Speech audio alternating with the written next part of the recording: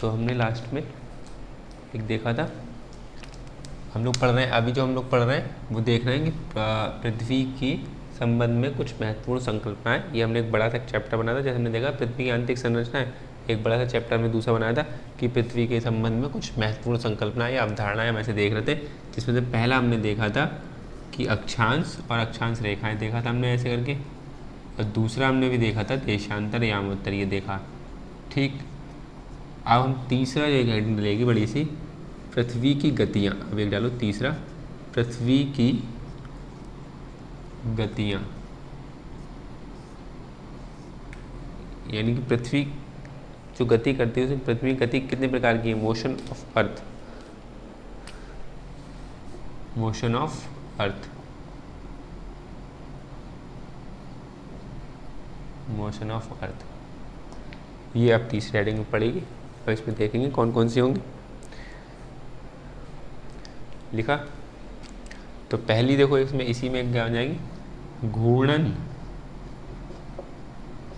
ठीक, घूर्णन या इसी को बोलते हैं परिभ्रमण गति। घूर्णन या परिभ्रमण, परिभ्रमण गति, ये पहली गति पृथ्वी की ऐसी है। ठीक, घूर्णन या परिभ्रमण गति। दूसरी क्या हो जाएगी? परिक्रमण, परिक्रमण, घूर्णन या परिभ्रमण गति, दूसरी परिक्रमण। पुरस्सरण, तीसरी हो जाएगी पुरस्सरण,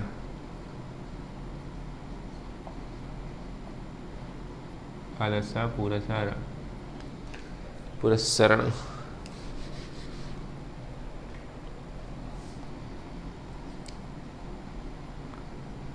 पुरस्सरण गति। और चौथी हो जाएगी गैलेक्टिक,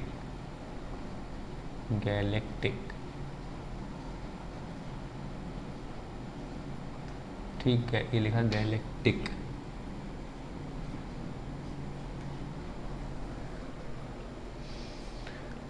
ठीक है, इंग्लिश में लिखना चाहो तो इसको लिखो rotational, rotational, revolutionary,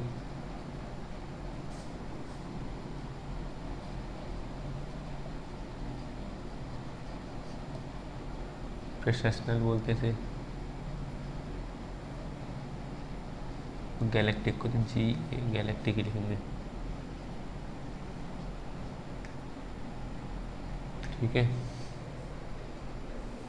galactic, GALA, galactic. लिखा?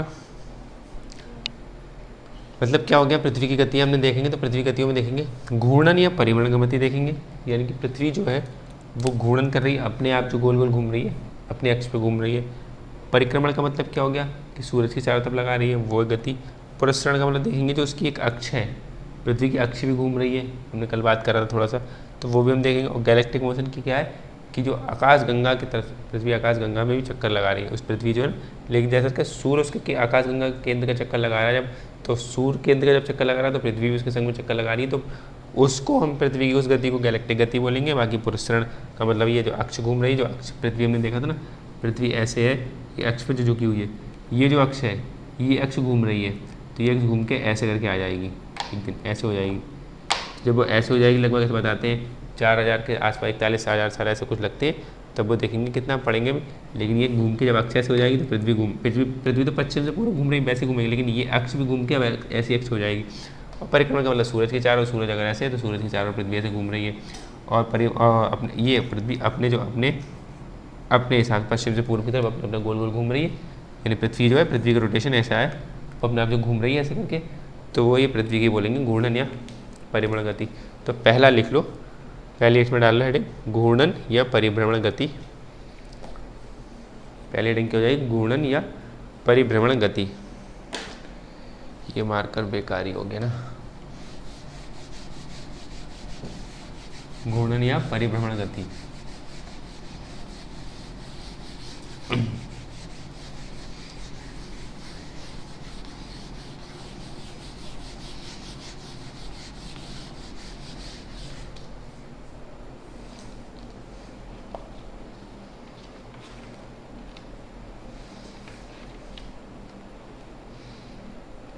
ठीक, इसमें लिखो घूर्णन या परिभ्रमण गति के अंदर पृथ्वी की अपनी काल्पनिक अक्ष के परितः होने वाली गति, पृथ्वी की अपनी काल्पनिक अक्ष के परितः होने वाली गति घूर्णन या परिभ्रमण गति कहलाती है। पृथ्वी की अपनी काल्पनिक अक्ष के परितः होने वाली गति, परितः होने वाली गति, परितः होने वाली गति घूर्णन या परिभ्रमण गति कहलाती है। मतलब क्या है, घूर्णन या परिभ्रमण, जो हमने हेडिंग में लिखा ना, घूर्णन या परिभ्रमण गति कहलाती है। मतलब क्या है, देखो कि पृथ्वी जो है ना अपने हिसाब से जो गोल घूम रही है पृथ्वी, इससे क्या क्या चेंजेस आते हैं। पृथ्वी है अब जो ऐसे जो घूमेगी, ठीक है, ये गोल को जब घूम रही है तो इसका मतलब क्या है, एक तो इसमें तो नक्षत्र दिवस हम देखेंगे, नक्षत्र दिवस, और देखेंगे सौर दिवस। इस गति से क्या क्या आगे मतलब परिणाम निकल सकते हैं। जैसे कि पृथ्वी जब ऐसे गोल गोल घूमेगी तो यहाँ पे एक सन है, मान लीजिए स्टार जो हमारा सूरज है, तो सूरज के चारों तरफ घूम रही है ऐसे पृथ्वी घूमते घूमते। लेकिन क्या है, पृथ्वी जो सूरज की परिक्रमा लगा रही है, इसकी परिक्रमा लगा रही है, लेकिन कोई स्टार है, अगर ऐसा कैसा भी स्टार है तो स्टार के इसके स्टार की परिक्रमा नहीं लगा रही है। तो हम जब स्टार से पृथ्वी को देखेंगे, किसी बिंदु पे पृथ्वी से एक बिंदु पे खड़े होकर हम स्टार को ऐसे देखेंगे, तो पृथ्वी जो घूम रही है तो क्या करती है, तो जितने टाइम पे आती है इस स्टार के उसी बिंदु पर, और सूरज पे घूमते घूमते लगाती है। मतलब ये नक्षत्र, इसके जो परिणाम, इस गति के परिणाम निकलेंगे। एक नक्षत्र दिवस हम देखेंगे, सौर दिवस देखेंगे, इसी में कोरियालिस बल भी हम देखेंगे कि कोरियालिस बल भी आता है। क्या मतलब, जब पृथ्वी घूमती है इस बल के कारण, जब पृथ्वी इतनी तेज घूमती है अपने हिसाब से, तो ये लगभग इसकी स्पीड ऐसी मानी जाती है 1700 किलोमीटर पर आवर के हिसाब से मानी जाती है। इतनी तेज से घूम रही है विषुवत रेखा, यानी कि पृथ्वी जो है ना, ये ध्यान रखना कि पृथ्वी की सबसे अधिक स्पीड कहाँ पर होगी, यहाँ पर विषुवत रेखा पे। यहाँ पे जो यहाँ पर पृथ्वी की जो यहाँ पर जो भी होंगी वस्तुएं होंगी वो बहुत स्पीड में घूम रही होंगी। ये एटमैक्स स्पीड यहाँ पे इतनी रहती है। ध्रुवों की ओर चलने पर धीरे धीरे स्पीड कम होती रहती है और यहाँ पे ध्रुव पे पहुँच के स्पीड शून्य हो जाएगी। यानी अगर ग्लोब होगा, हम ग्लोब को अगर ऐसे घुमाएंगे, इसको अगर मैं ऐसे मार कर घुमा रहा हूँ तो इसका मतलब है जो बीच के लिए, हालांकि ये इसकी शेप ऐसी नहीं बिल्कुल, बॉल अगर देखेंगे तो बॉल की शेप में क्या होगी, यहाँ फूली होगी, तो जो यहाँ पर होगा, जो यहाँ पर वस्तु होंगी वो ज़्यादा तेज घूमेंगी। मतलब इसको भी इतना ही चक्कर उतना टाइम में लगाना है, मतलब 24 घंटे में घूम के वापस आना है यहीं पर। यहाँ से कोई खड़ा व्यक्ति है, यहाँ से चला कोई, तो 24 घंटे में घूम के चक्कर यहाँ तक आ जाना है, तो इसे जल्दी जल्दी घूमना पड़ेगा। इसको तो यहाँ पर तुरंत घूम गया, कैसे इसे इतनी कम समय लगेगा, जल्दी से घूम जाएगा। यानी कि इसकी स्पीड हल्की होगी, इसके मुताबिक इसकी स्पीड तेज होगी, तो इन विषुवत रेखा पर स्पीड बहुत तेज मानी जाती है, एटमैक्स स्पीड। और धीरे ध्रुवों की ओर धीरे धीरे चलने पर स्पीड कम होती जाती है। और ध्रुवों पर स्पीड होती नहीं, ध्रुवों पर घूमते ही नहीं, ध्रुव बिल्कुल भाई एक जगह पर खड़े रहेंगे, क्योंकि ध्रुव पे कोई बिंदु जो बिल्कुल बीचों बीच का कोई बिंदु है, बिल्कुल बीचों बीच का बिंदु है, पृथ्वी तो घूम ही नहीं रही है। यानी कि इसको मार्कर का सबसे ऊपर वाला पॉइंट तो घूम ही नहीं रहा है, बिल्कुल वहीं पे है, क्योंकि इसको यहाँ से यहाँ तक लिखा हुआ, ये लिखा हुआ यहाँ से घूम के जा रहा, फिर घूम के आ पाया, यहाँ तक आ पाया, ये जो आया। लेकिन ये तो यहाँ पर एक जो लिखा होगा बिंदु होगा वो वहीं पे रहेगा, उसे घूमने की आवश्यकता नहीं पड़ी है। ध्रुव पे क्या बिल्कुल स्पीड शून्य हो जाती है। और सबसे ज़्यादा पृथ्वी की स्पीड कहाँ रहती है, 1700 किलोमीटर पर आवर की स्पीड ये विषुवत रेखा पर रहती है, बिल्कुल बीच में रहती है। तो ये पृथ्वी घूमने के कारण ये सब कुछ परिणाम निकलते हैं। तो हम इसमें अभी यही देखेंगे। तो अभी हमने खाली ये लिखा कि पृथ्वी की अपनी काल्पनिक अक्ष के परितः होने वाली गति को घूर्णन या परिभ्रमण गति कहलाते हैं। यानी कि जो पृथ्वी की काल्पनिक अक्ष है जो हमने मानी ना, यानी कि इसमें अक्ष में है, तो काल्पनिक इस अक्ष के परितः पृथ्वी घूम रही है गोल गोल, यानी पृथ्वी ऐसे है, ये अक्ष मानी है, तो इस अक्ष के परितः ऐसे घूम रही है पृथ्वी, जो घूम रही है इस गोल गोल घूम रही है, इस गति को क्या बोलेंगे, घूर्णन या परिभ्रमण गति बोलेंगे। ठीक है, अब आगे लिखो, विषुवत रेखा पर पृथ्वी का घूर्णन वेग लगभग 1700 किलोमीटर पर आवर। पृथ्वी पर विषुवत रेखा पर पृथ्वी का घूर्णन वेग लगभग 1700 किलोमीटर पर आवर होता है, जबकि ध्रुवों की ओर चलने पर इसमें कमी आती है और ध्रुवों पर शून्य हो जाता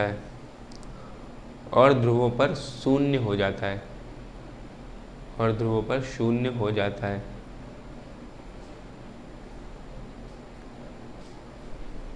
ठीक लिखा। ये बात बताई हमने कि विषुवत रेखा पर सबसे ज़्यादा होगा वेग और ध्रुवों की तरफ चलने पर वेग में कमी आती रहेगी और ध्रुवों पर बिल्कुल शून्य हो जाएगा वेग। ठीक, अब अगली लाइन से लिखो, इस गति के निम्नलिखित परिणाम होते हैं। पृथ्वी इस गति से घूमती है, इसके निम्नलिखित परिणाम होंगे, इनसे क्या क्या चेंजेस होंगे। इस गति के निम्नलिखित परिणाम होते हैं।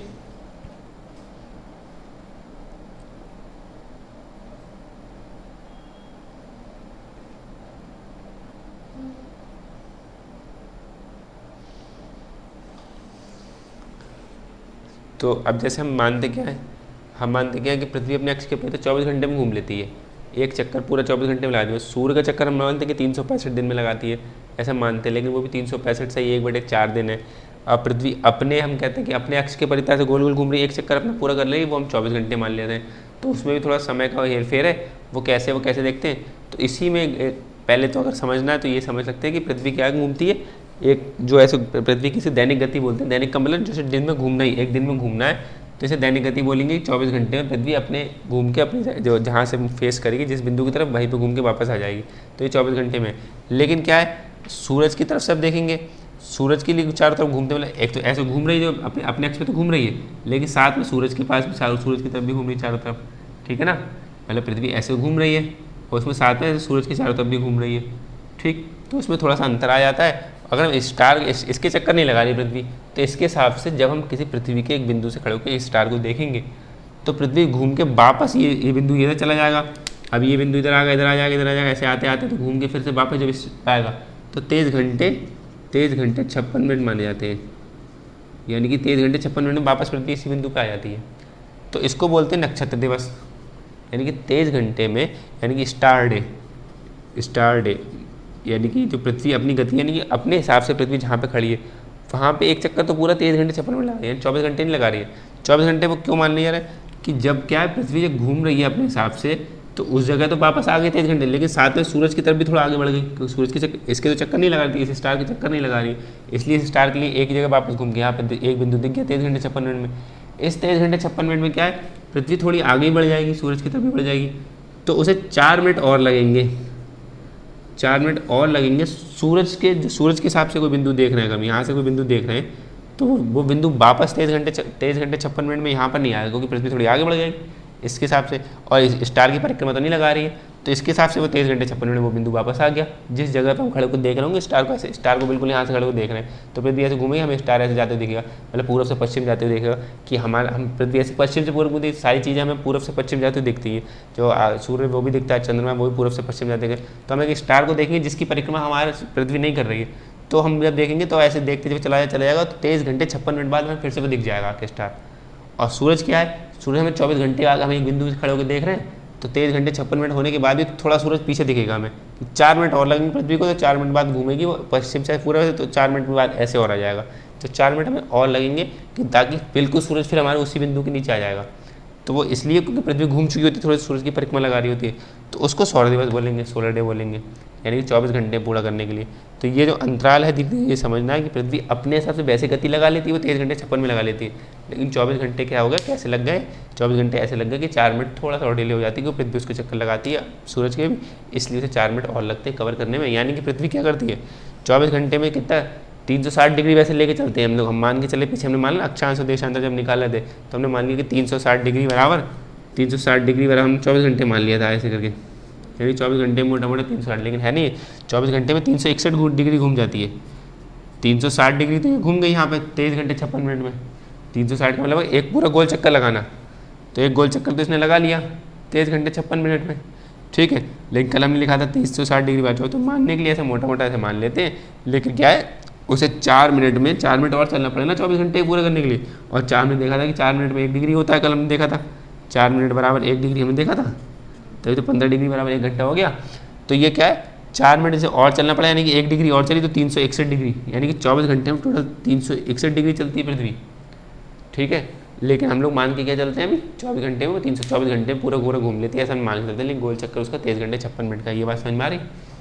इसी के अब हमने देखा कि इसी इसलिए क्या है पृथ्वी घूमती कैसे, पश्चिम से पूरब की तरफ घूमती है, यानी कि पृथ्वी ऐसे घूमती है पश्चिम से, ये पश्चिम से ऐसे पूरब जाती है, तो जब पश्चिम से ऐसे पूरब जा रही है तो इसलिए सारी चीज़ें हमें सूरज है, चंद्रमा है, जो और वो सब पूरब से पश्चिम जाते हुए दिखते हैं, यानी कि पृथ्वी घूमती है ऐसे, इस वजह से हमें ये सारी चीज़ें जो आभास ऐसे लगता है कि सूरज पश्चिम पूरब से पश्चिम जा रहा है। ठीक है, ये बात समझ में आ रही है। और इसके घूमने के कारण जो पृथ्वी अपने आप घूम रही है ऐसे करके, जो बहुत तेज़ी से 1700 किलोमीटर पर आवर की स्पीड से घूम रही है, जो विषुवत रेखा पर जो हमने देखा ना कि बल्ज आ गया, ये घूमते घूमते ऐसे पड़ गई पृथ्वी हल्की सी। ठीक, तो ये जो बल्ज आ गया, हालांकि यहाँ ज़्यादा बना दी मैंने, तो ये बल्ज इसी कारण आया, घूमने के कारण आया, जो अपनी इतनी स्पीड से घूमने में देखा ना कि एक बॉल अगर बॉल फेंकेंगे हम, कुछ फेंकेंगे तो वो हल्की से चपटी हो जाती है ऐसे करके, घूमते इस स्पीड से घूमते हुए जाएगी। तो पृथ्वी इस स्पीड से घूम रही है, इसलिए इसको आकार मिला कैसा, जियोइड शेप मिला है, यानी कि भू-आभ मिला है। ठीक, और इसी के कारण पृथ्वी जो घूमती है ऐसे, इसी कारण हमने को टाइम जोन हमें बांटने पड़े, यानी 24 टाइम जोन बांटे कि 24 घंटे में हम मान के चलते हैं कि 24 घंटे पूरी पृथ्वी एक चक्कर कर लेती है, इसलिए हमने 24 टाइम जोन बांटे कि एक एक घंटे 1-1 डिग्री के अंतराल पर कि ऐसे करके। तो हमने 1-1 डिग्री कल हम देखा था टाइम जोन बांटे, हमारा 82.5 डिग्री पर इंडियन स्टैंडर्ड टाइम में मानक समय, भारतीय मानक समय रेखा। तो वही कि इसी के घूमने के कारण एक तो क्या पड़ा कि सूरज और चंद्रमा ये समय में क्या दिखते हैं, पूर्व से पश्चिम होने के कारण दिखते हैं कि पूर्व से पश्चिम जा रहे हैं, जबकि पृथ्वी ऐसे घूम रही है।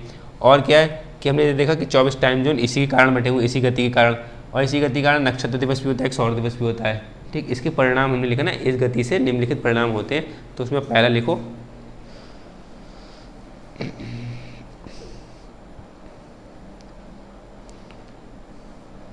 नक्षत्र दिवस, इसी में नक्षत्र दिवस, नक्षत्र दिवस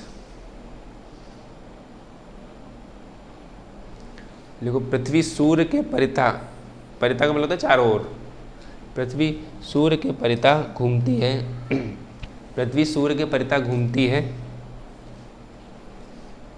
परंतु अन्य तारों के परितः नहीं घूमती है, परंतु अन्य तारों के परितः नहीं घूमती है।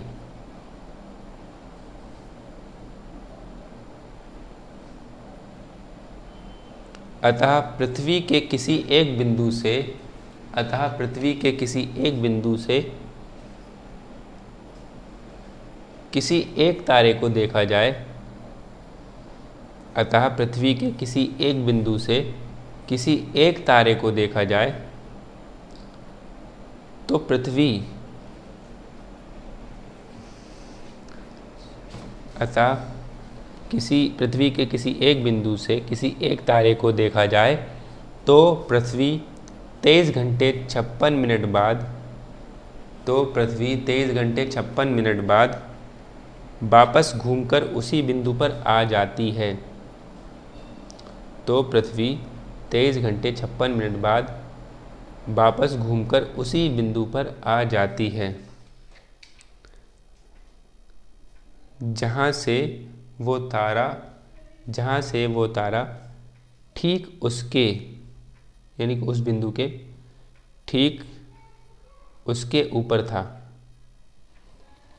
ठीक, जहाँ से वो तारा ठीक उसके, ब्रैकेट में लिखना उस बिंदु के, जहाँ से वो तारा ठीक उसके, ब्रैकेट में उस बिंदु के ऊपर था। अतः इस हिसाब से, अतः इस हिसाब से पृथ्वी अपना घूर्णन या परिभ्रमण, अतः इस हिसाब से पृथ्वी अपना घूर्णन 23 घंटे 56 मिनट में, अतः इस हिसाब से पृथ्वी अपना घूर्णन 23 घंटे 56 मिनट में ही, घूर्णन या परिभ्रमण दोनों बात एक ही हैं। अतः इस हिसाब से पृथ्वी अपना घूर्णन 23 घंटे 56 मिनट में ही पूरा कर लेती है, जिसे नक्षत्र दिवस कहते हैं, जिसे नक्षत्र दिवस कहते हैं। ये बात समझ में आई, यानी कि पृथ्वी जो घूर्णन कर रही है वो तो 23 घंटे 56 मिनट में ही कर ले रही है। तो हम लोग 24 घंटे बोलते हैं, तो पृथ्वी यानी कि एक गति नहीं लगा रही, यानी कि थोड़ा और चल जा रही है अपनी एक चक्कर लगाने के बाद। अब इसी में डालो अगली हेडिंग, सौर दिवस, सौर दिवस।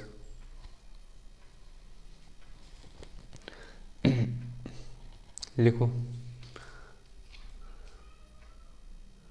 परंतु जब पृथ्वी सूर्य के सापेक्ष घूर्णन करती है, परंतु जब पृथ्वी सूर्य के सापेक्ष घूर्णन करती है तब वह बिंदु जो ठीक सूर्य के नीचे था, तब वह बिंदु जो ठीक सूर्य के नीचे था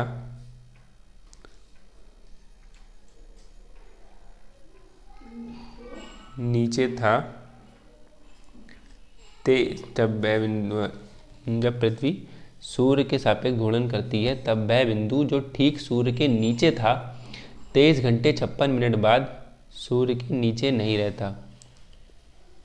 23 घंटे 56 मिनट बाद सूर्य के नीचे नहीं आ पाता, ऐसे लो, सूर्य के नीचे नहीं आ पाता।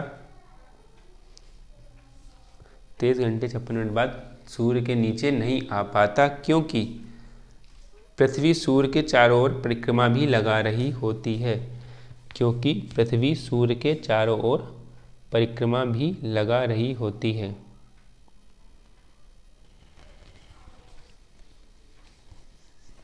क्योंकि पृथ्वी सूर्य के चारों ओर परिक्रमा भी लगा रही होती है, जिसके कारण वह बिंदु थोड़ा पीछे हो जाता है, जिसके कारण वह बिंदु थोड़ा पीछे हो जाता है, जिसके कारण वह बिंदु थोड़ा पीछे हो जाता है। अतः पृथ्वी को, जिसके कारण वह बिंदु थोड़ा पीछे हो जाता है, अतः पृथ्वी को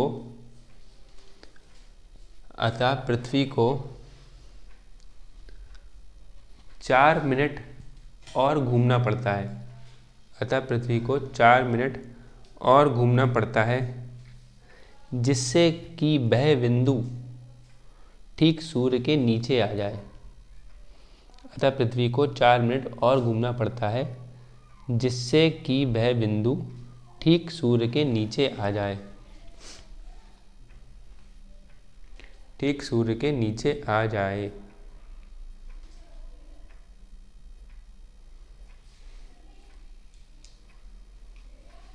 और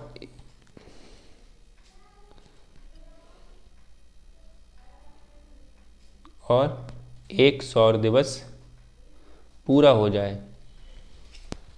यानी इसे सौर दिवस बोलते हैं। बिंदु पर पूरा नीचे आ जाएगा और एक सौर दिवस पूरा हो जाए। सौर दिवस में दिन और रात दोनों है, ठीक है। और एक सौर दिवस पूरा हो जाए।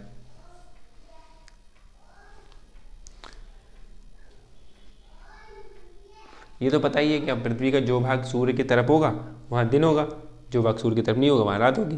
तो सूर्य जैसे है तो इस वाले भाग पे दिन पड़ रहा होगा, पीछे वाले भाग में रात होगी। जब ऐसे घूम जाएगा तो इस पे दिन आ जाएगा, इस पे रात हो जाएगी। ये लिख मान जब थोड़ा ना, लेकिन सौर दिवस का मतलब है इसमें दिन और रात दोनों आ रही। 24 घंटे घूम गया तो जब पृथ्वी का जो भाग सामने होगा उसमें दिन होगा, जो भाग पीछे होगा उसमें रात हो जाएगी। सौर दिवस का मतलब ये हो गया। अब इसमें वैसे आगे एक लाइन और लिखो, यानी सौर दिवस में पृथ्वी को 360 डिग्री नहीं बल्कि 361 डिग्री घूमना पड़ता है। यानी सौर दिवस में पृथ्वी को 360 डिग्री नहीं बल्कि 361 डिग्री घूमना पड़ता है। 360 डिग्री नहीं बल्कि, ये प्रचलित है, सामान्यतः ये चलता है, सामान्यतः ये चलता है। और ये क्या है, ये बिल्कुल सौर दिवस के हिसाब से ऐसा रहेगा, ठीक है। यानी कि 360 डिग्री नहीं बल्कि 361 डिग्री चलना पड़ता है। ये खाली ऐसे मैंने लिख दिया कि मतलब सामान्यतः ऐसा मान लेते 360 डिग्री वाला 24 घंटे होते हैं, लेकिन ऐसा एग्जैक्टली असल में ऐसा नहीं है। असल में क्या है, 360 24 घंटे में 361 डिग्री होते हैं, लेकिन हम अपनी गणित के हिसाब से सुलझाने के लिए हिसाब से हमने मान लिया था ऐसे, ठीक है। लिखा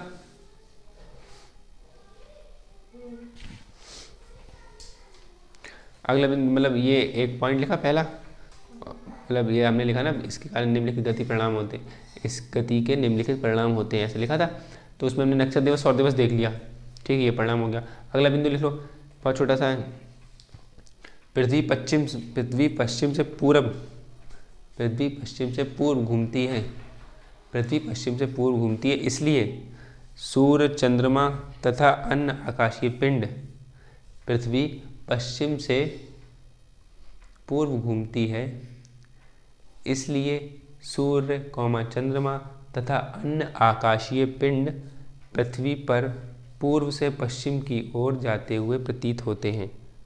पृथ्वी पश्चिम से पूर्व की ओर गति करती है, इसलिए सूर्य चंद्रमा तथा अन्य आकाशीय पिंड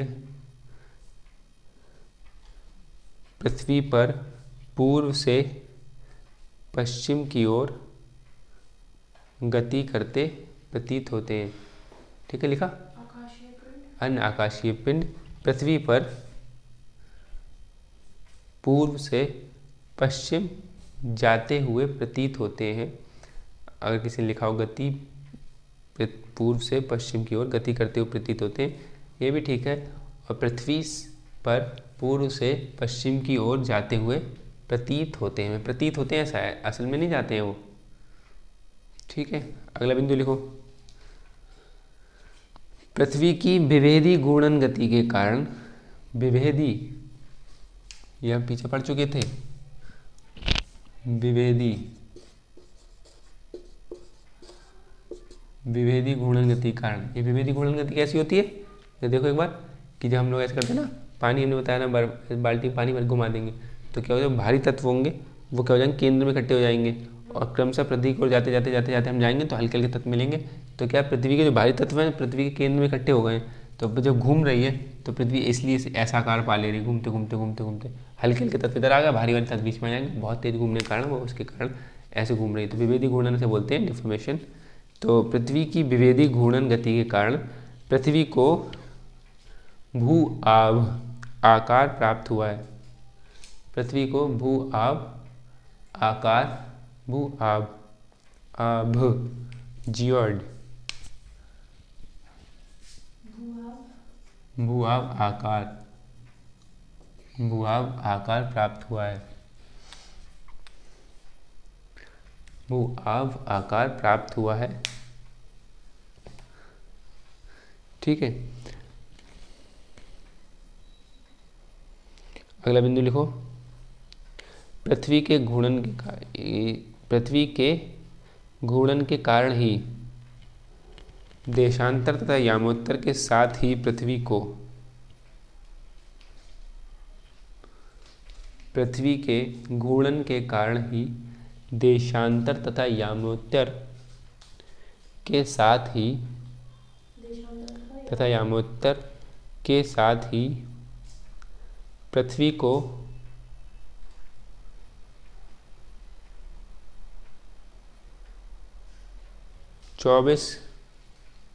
पृथ्वी को 24 टाइम जोन यानी 24 समय कटिबंध, टाइम जोन क्या बोलेंगे, समय कटिबंध, पृथ्वी को 24 टाइम जोन में विभाजित करने की संकल्पना अस्तित्व में आई।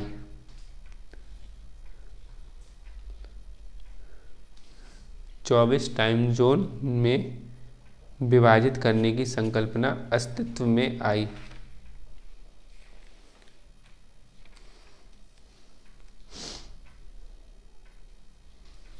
ठीक है, अब जो हमने कोरियालिस बल की बात करी थी उसके बारे में पढ़, इसके बारे में लिखो। अगला बिंदु कोरियालिस बल, अगला बिंदु खाली लिखो, उसमें लिखो और फिर हम इसके एक ज्वार भाटा भी देख लेंगे इन गतियों से ये जो होता है। हाँ लिखो, पृथ्वी के घूर्णन के कारण ही एक आभासी बल, पृथ्वी के घूर्णन के कारण ही, अगला पॉइंट है ये कि पृथ्वी के घूर्णन के कारण ही एक आभासी बल, हमें आभास होता है, ऐसा होता नहीं है लेकिन जब पृथ्वी घूमती है तो एक आभास होता है, जब पृथ्वी रुक जाएगी तो ये बल नहीं लगेगा। एक आभासी बल उत्पन्न होता है जिसके कारण पृथ्वी पर स्वतंत्रता पूर्वक, ये ध्यान रखना, खाली कोई स्वतंत्र चल रहा हो तब, स्वतंत्रता पूर्वक गति करने वाली वस्तुएं तथा पवने आदि अपने मूल मार्ग से उत्तरी गोलार्ध में दाहिने स्वतंत्रतापूर्वक गति करने वाली वस्तुएं तथा पवनें आदि अपने मूल मार्ग से, जो उनका मूल रास्ता था, अपने मूल मार्ग से उत्तरी गोलार्ध में दाहिने, अपने मूल मार्ग से उत्तरी गोलार्ध में दाहिने तथा दक्षिणी गोलार्ध में बाएं विक्षेपित हो जाती हैं, तथा दक्षिणी गोलार्ध में बाएं विक्षेपित हो जाती हैं, तथा दक्षिणी गोलार्ध में बाएं विक्षेपित हो जाती हैं। विराम। इसे कोरियालिस बल या प्रभाव, इसे कोरियालिस बल लिखा हुआ है, इसे कोरियालिस, रा पे छोटी की मात्रा, या पे आकर डंडा, ला पे छोटी की मात्रा, कोरियालिस, इसे कोरियालिस बल या प्रभाव कहा जाता है।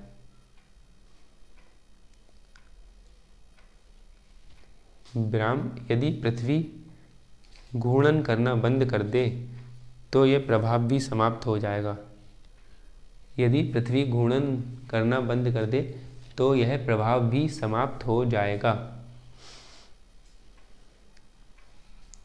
तो यह प्रभाव भी समाप्त हो जाएगा।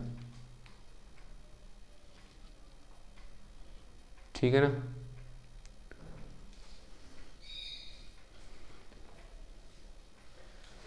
अगला बिंदु और लिख लो, ज्वार भाटा संबंधी समझे। देखो ये क्या है, ऐसे समझ लो, पहले कोरियालिस बल को समझो कि ये पृथ्वी है, तो इसमें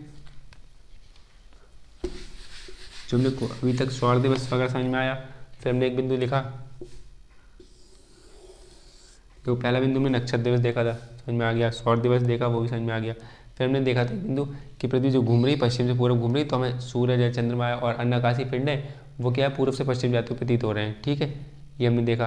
फिर हमने देखा कि पृथ्वी जो घूमती है अपने 24 घंटे में एक लेती है, तो हमने 24 टाइम जो हमने बांट रखा है इसको, इसे घूमते ईशान्तर यामोत्तर के सहारे। ठीक, अब क्या है, अब हमने देखा था कोरियालिस बल। कोरियालिस बल समझो कि अगर ये बिल्कुल 0 डिग्री विषुवत रेखा है, तो ये उत्तरी गोलार्ध हुआ ऊपर वाला, ये दक्षिणी गोलार्ध हुआ, तो इसमें कोई स्वतंत्र रूप से ऐसा नहीं, जैसे अगर एक वस्तु यहाँ से इस बिंदु से इसको यहाँ जाना है, ठीक है, एक ऑब्जेक्ट ए है, इसको यहाँ से यहाँ जाना है, इसका मूल मार्ग ये है, इसे जाना है ऐसे, यहाँ से यहाँ जाना है, लेकिन अगर स्वतंत्रतापूर्वक चल रही है, इसे बिल्कुल फ्रीली चल रही है, तो क्या हमने क्या, उत्तरी गोलार्ध में क्या है, दाहिने, उत्तरी गोलार्ध में ये अपने मूल मार्ग से, इसका मूल मार्ग ऐसे था, इधर से देखेंगे तो इधर इसका दाहिना राइट हैंड इधर को हो जाएगा, तो दाहिने ऐसे मुड़ जाएगी ये। ठीक, यानी इसे जाना यहाँ था, मूल मार्ग इसका यहाँ था, बी पे पहुँचता था, लेकिन ये पहुँचेगी यहाँ पे, इस बल के कारण। पृथ्वी ऐसे घूम रही ना, पृथ्वी ऐसे घूम रही है, इस घूमने, इस पृथ्वी ऐसे घूम रही है, इस घूमने के कारण ये यहाँ पे पहुँच जाएगी। ठीक, ऐसी अगर मान लो कोई वस्तु है जिसे यहाँ से यहाँ जाना है, ये इसका मूल मार्ग ये है, लेकिन घूम के जाएगी, ऐसे घूम जाएगी, दाहिने मुड़ जाएगी। अगर मान लो इसे उत्तरी गोलार्ध में ऐसे यहाँ से यहाँ जाना है, ठीक है, ये इसका बिंदु यहाँ तक, ये ऐसे घूम जाएगी, मतलब राइट हैंड में थोड़ा घूम जाएगी, थोड़ा शिफ्ट हो जाएगी इस कोरियालिस बल के कारण, जो पृथ्वी ऐसे घूम रही है इसके कारण। तो अब और दक्षिणी गोलार्ध में क्या है, यहाँ से यहाँ जाना है, इसे मूल मार्ग ये है, लेकिन क्या है, दाहिना इधर हो गया, अब बाएं इधर मुड़ जाएगी, यानी अगर कोई इधर से इधर जा रही है तो इधर मुड़ जाएगी, मूल मार्ग ये है लेकिन मुड़ जाएगी। अब वो बात है कि अब आपको पहुँचना जब यही था, तो आप शुरू या तो यहाँ से करो, ऐसे यहाँ शुरू करो यहाँ पे, तो आप वहाँ पे से यहाँ पहुँचोगे, मतलब आप मूल को ये बनाओ, तो अगर फ्री चलना तो आप यहाँ पहुँच पाओगे, या फिर आप कोई पावर एक्स्ट्रा एक्ट करो कि आपका वो शिप इधर मुड़े, आप एक्स्ट्रा मोड़ो, अपने हाथ से एक्सटर्नल बल लगाओ, लेकिन फ्रीली अगर मूव करेगी, फ्रीली चल रही होगी, तो वो राइट हैंड में मुड़ जाएगी उत्तरी गोलार्ध में, दक्षिणी गोलार्ध में बाएं में मुड़ जाएगी। तो जो हवाएं वगैरह चलती हैं तो उन पर तो कोई एक्सटर्नल पावर नहीं लगाएगा, वो हवा तो फ्री में चल रही है, फ्रीली चल रही है, तो क्या है, जो हवाएं चलेंगी, हम लोग अभी आगे हवाएं पढ़ेंगे, वो क्या होंगी, वो घूम जाएंगी, क्या दक्षिणी गोलार्ध में होंगे तो बाएँ घूम जाएंगे, उत्तरी गोलार्ध में होंगे तो दाएँ घूम जाएंगी। तो ऐसे कोई वस्तुएं जब पहले जहाज चलते थे उन लोगों को पहले पता नहीं होता था, तो वो देखते थे कि हमें जाना इधर था, लेकिन कल कहीं इधर पहुँच जाते थे। बाद में धीरे धीरे चीज़ें आई हैं, सब घुमाना वरना कि हम ऐसे घूम जाया करेंगे, वैसे घूम जाएंगे, तब उन्हें पता चला यहाँ व्यापारिक पवने हैं, पछुआ पवने हैं, वो सब हम देखेंगे कैसे करके। लेकिन अभी खाली इसको पृथ्वी गति कारण ये परिणाम हुआ, आगे जब हम पढ़ेंगे तो हम देख लेंगे। लेकिन ये चीज़ समझे कि दक्षिणी गोलार्ध में क्या हो जाएगा, बाएँ घूम जाएंगे, उत्तरी गोलार्ध में दाहिने घूम जाएंगे। अब ज्वार भाटा में क्या है कि ज्वार भाटा में क्या है, जब पृथ्वी, ये ज्वार भाटा ना देखा है कि पानी एक संग उठता है, समुद्र की सागर एक संग उठ जाती है, फिर लहर नीचे आ जाती है, तो ये उठना ऊपर नीचे टाइड एंड डिप बोलते हैं, ज्वार भाटा बोलते हैं। तो ये क्यों उठती है, ये सूरज और चंद्रमा के कारण उठती है, खासतौर से विशेषकर चंद्रमा के कारण। वो अब लिख लो, इसके आगे अगला बिंदु लिख लो, महासागरीय जल के ऊपर उठने, महासागरीय जल के ऊपर उठने तथा नीचे गिरने की परिघटना ज्वार भाटा कहलाती है। ऊपर गया ज्वार, नीचे गया भाटा।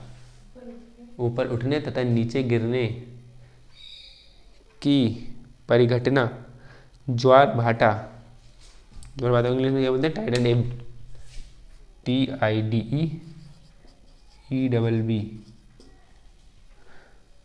टाइड एंड एब मतलब पृथ्वी महासागरीय जल के ऊपर उठने तथा नीचे गिरने की परिघटना ज्वार भाटा कहलाती है।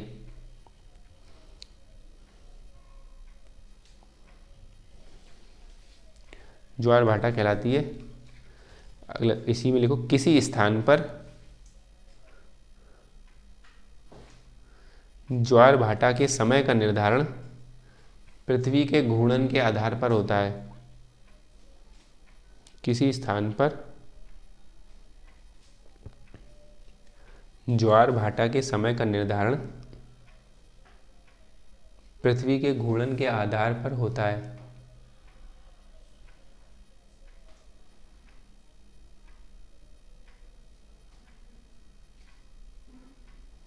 पृथ्वी के घूर्णन के आधार पर होता है। मतलब हम किसी स्थान पर देखेंगे यहाँ ज्वार भाटा कब आया, कैसे आएगा, तो हम देखेंगे पृथ्वी कैसे घूम रही है, यहाँ पे सूरज चंद्रमा किस हिसाब से इसके पास में, तो हम देखेंगे कि बताएंगे यहाँ ज्वार आएगा भाटा आएगा, इसी में कर लेगा। अभी मैं बताता हूँ, पहले लिखो, हम आगे जब हमने महासागरीय देखेंगे, पहले इसमें लिख लो, जब महासागरीय जल, इससे समझ में आएगा, जब महासागरीय जल सूर्य या जब महासागरीय जल सूर्य या चंद्रमा, विशेषकर चंद्रमा, जब महासागरीय जल सूर्य या चंद्रमा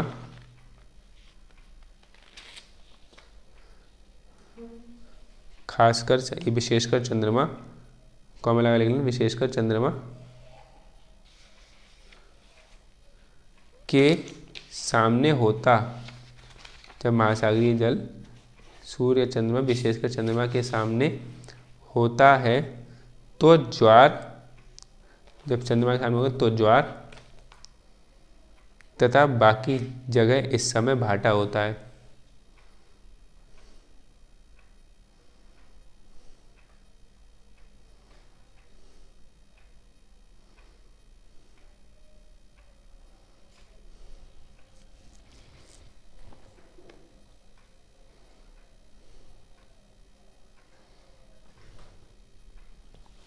समझे? जैसे क्या है कि ऐसा है, देखो पृथ्वी अगर ऐसी है, यहाँ पर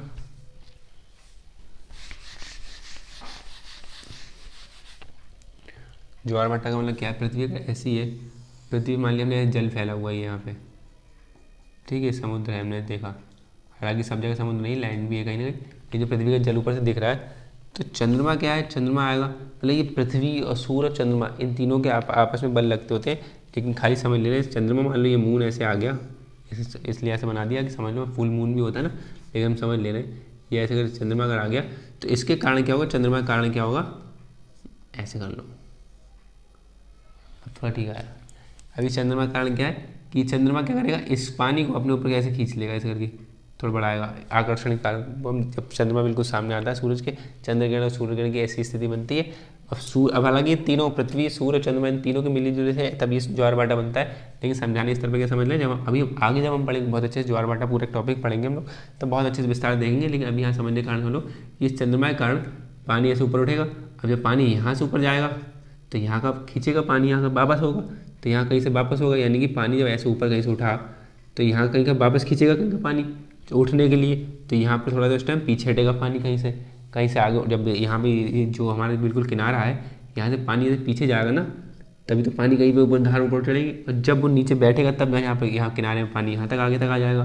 तो वो जो पानी, अब देखो कहीं भी किनारा होता है ना, ऐसे करके बीच चीज़ होते हैं, तो बीच में कई बार लहरें कहती हैं यहाँ तक अंदर जाती हैं और कभी बिल्कुल पीछे चली जाती हैं, तो जब बिल्कुल पीछे चली जाती है किनारे से तब क्या वो ज्वार बनता है, तो वो पानी उठता है और फिर ऐसे आता है। वो इसी पृथ्वी की गति के कारण जब चंद्रमा के जैसे नज़दीक आती है, उस आती है, तब वो ज्वार भाटा ऐसे क्रिएट होती है। वो इसीलिए हम बोलते हैं कि जैसे ना ये चंद्रमा है, ये पानी इसी से बहुत सारे लोग ध्यान रखते हैं कि ये पूरी शिप है यहाँ पे खड़ी हुई, वो पानी में डूबी होगी, लेकिन जब क्या है भाटा आएगा तो पानी बिल्कुल पीछे चला जाएगा, तो ज्वार उस शिप पे पानी नहीं रहेगा, तो डॉक करने के लिए बड़ी प्रॉब्लम होती है कहीं पर जहाँ ज्वार भाटा ज़्यादा आते रहते हैं, जो ये जापान वान वाले एरिया में थोड़ा अच्छा खासा है।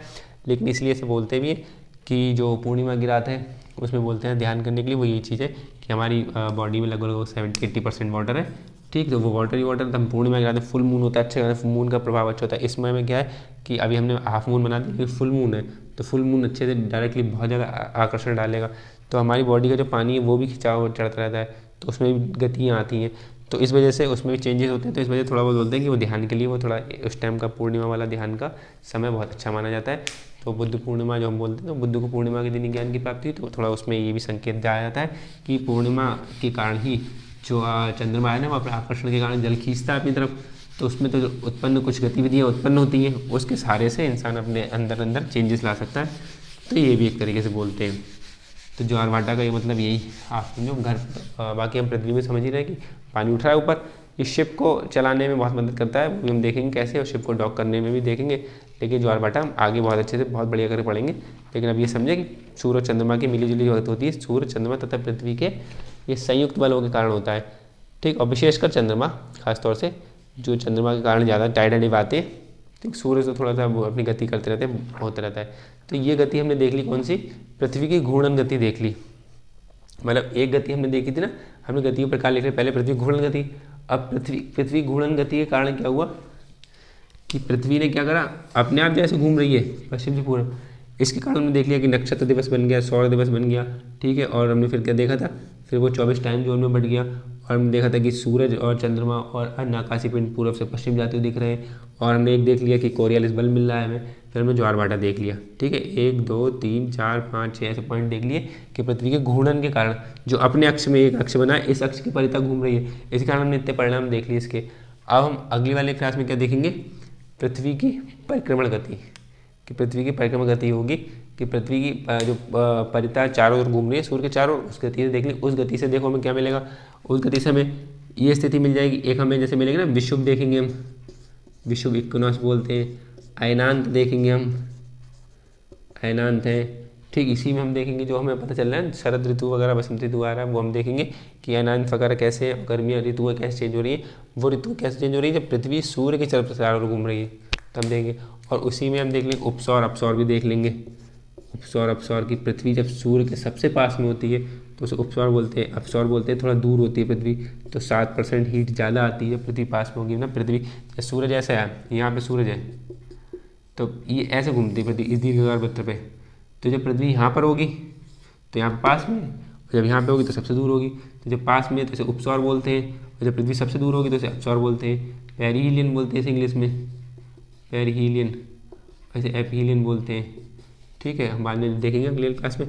तो यहाँ पर जब पृथ्वी पास में होगी तो यहाँ पर गर्मी अधिक बढ़ेगी, तो सूरज की जितनी इंसोलेशन आती है सूर्य तप आती है, तो इससे 7 मतलब नेचुरली जितनी आती है, सामान्यतः जितनी आती है उससे 7% अधिक आती है, कि थोड़ा 7% और एक्स्ट्रा आती है, और यहाँ पे 7% थोड़ी कम आती है। अगर बीच में कहीं एवरेज निकालेंगे तो जितना सूर्य तप यानी इंसोलेशन सूरज की जो गर्मी आती है उससे 7% अधिक यहाँ पर आएगी, तो वो भी देखेंगे कि इस टाइम सूरज की पृथ्वी गति कहाँ हुई, उत्तरी गोलार्ध में उस टाइम ये 3-4 जनवरी के आसपास आता है ये उपसौर, ये 4 जुलाई के आसपास ये होता है अपसौर, 4 जुलाई के आसपास मतलब पृथ्वी जो होती है वो सबसे दूर होती है, 3-4 जनवरी के आसपास पास में होती है, लेकिन क्या है 3-4 जनवरी के आसपास हमारे उत्तरी गोलार्ध में थोड़ी ठंड चल रही होती है, इसलिए हमें 7% जो एक्स्ट्रा हीट मिल रही होती है वो हमें लगती नहीं उतनी, यानी ठंड थोड़ी कम और पड़ती है 3-4 जनवरी के आसपास। अगर ये 3-4 जनवरी यहाँ होती तो हमें ज़्यादा ठंड लगती उस टाइम, हमारे 3-4 जनवरी के आसपास जो ठंडी उत्तरी गोलार्ध में पड़ती है वो और ज़्यादा पड़ती, लेकिन क्या है चूँकि इस टाइम ठंड चल रही है और ये 7% अधिक हीट आ रही है तो इस वजह से ठंड उतनी ज़्यादा नहीं पड़ती है, और यहाँ पे उल्टा और ठंड पड़ जाती है उस टाइम। और ये अपसौर में क्या हो जाएगा 4 जुलाई के आसपास, तो 4 जुलाई के आसपास जब गर्मी जब अपसौर हो रहा है यहाँ पे 4 जुलाई के आसपास जब पृथ्वी पास में होगी तो और 7% यहाँ पे मतलब दूर में कम होना चाहिए, तो यहाँ पर क्या है हम थोड़ा दूर होते हैं, जुलाई के आसपास हमें गर्मी मिलती होती है इस टाइम, तो हमें वो महसूस नहीं होता है, मतलब असर ज़्यादा इधर दक्षिणी गोलार्ध में ज़्यादा पड़ता है, वो हम अगली क्लास में देखेंगे। पृथ्वी गति जो पृथ्वी अब सूरज के चारों तरफ घूम रही है उसके कारण ये सब कुछ हो रहा है, अपनी गति का अपनी अक्ष पर घूम रही थी तो ये परिणाम हुए, हमने देख ली कोरियालिस बल, ज्वार-भाटा देख लिया, ठीक है, नक्षत्र दिवस सौर दिवस देख लिया, तो वो है, ये ध्यान रखना 23 घंटे 56 मिनट में पूरा करती है, अगर किसी क्वेश्चन में ऑप्शन है 23 घंटे 56 मिनट तो 23 घंटे 56 मिनट, वरना अमूमन 24 घंटे मान के चलते हैं, 24 घंटे में लगा लेती है और वो 365 दिन में पूरा करती है, वो हम देखेंगे कैसे मान के चलते हैं कि 365 दिन में 1 साल होता है, ऐसे करके देखते हैं, लेकिन वो गणित करने के लिए कर लेते हैं, मतलब 365 सही 1/4 जो लीप ईयर बनाता है ना आगे चल के, यानी 1/4 दिन और हो जाता है, तो यानी कि 1 साल में ही हुआ, फिर अगली साल में ही फिर 1/4 आ गया, फिर अगली साल में 1/4 आ गया, और फिर अगली साल में 365 1/4 आ गया, इन चारों को अगर हम जोड़ेंगे तो ये पूरा एक दिन बन जाएगा। तो ये 366 टोटल हो जाएंगे दिन। अगली वाले इस साल में 366 दिन हो जाएंगे और वो लीप ईयर में एक दिन बढ़ा देता है, 29 आ जाता है। तो ये टोटल ऐसा है बनना, अमूमन मान के 365 चल लेते हैं अपनी गणितीय विधि करने के लिए। ठीक है, अगली क्लास में हम पृथ्वी की जो चारों ओर परिक्रमा गति है वो देखेंगे और उसके बाद में अगली गति देखेंगे। ठीक है।